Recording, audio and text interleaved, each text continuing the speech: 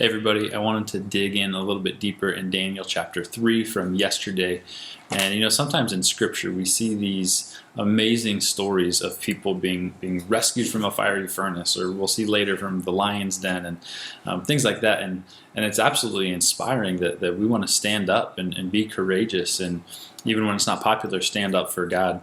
But I think the question that's on my mind is, so what do we do if we do stand up but we don't have the same result as these characters in scripture? What happens when we don't bow down before the idols and we get thrown into the furnace and we don't get delivered? That sort of thing. And that's why I think Daniel 3 is so powerful, because when Shadrach, Meshach, and Abednego talk to King Nebuchadnezzar, they say, our God is able to deliver us. We know who he is. We're confident. We're throwing ourselves completely into his sovereign hands. But then that verse 18 that they said, but even if he doesn't deliver us, we're still going to be faithful. And I think we really got to take that to heart, because there's times that we stand up for Christ. We stand up for the right thing, and we live by these godly convictions. And you might do that at work, and then your boss fires you. Or you might do that with your friends from school, and then they stop inviting you to things. Or you might do that with a neighbor and have this boldness and conviction, and then they just completely put up the walls and they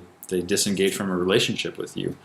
And so what are we supposed to do in those times, right? That's troubling for us, that we see these stories, we read these stories, and we're inspired that God's going to deliver us. But that's where verse 18 of chapter 3 in Daniel just makes it all come to life. That they say, even if he doesn't.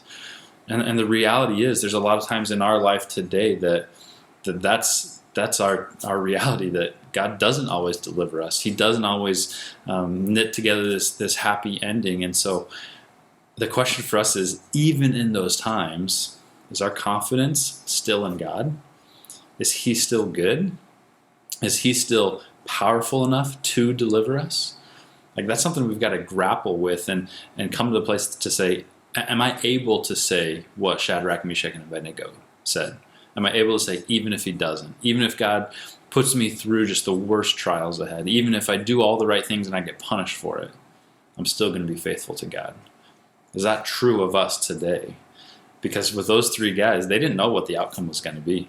They didn't know if they're going to be delivered. And that's why I just love this story. It's so raw. It's so honest that sometimes God might not deliver us, but will we still stand faithful to him, knowing that the day is coming, the end of all things, when he will make everything right, and we will be delivered from all the trials of this world as we're in his presence forever. And so that's something I want you to wrestle with this week, that what happens even if God doesn't deliver us? How does that change our view of God, if at all?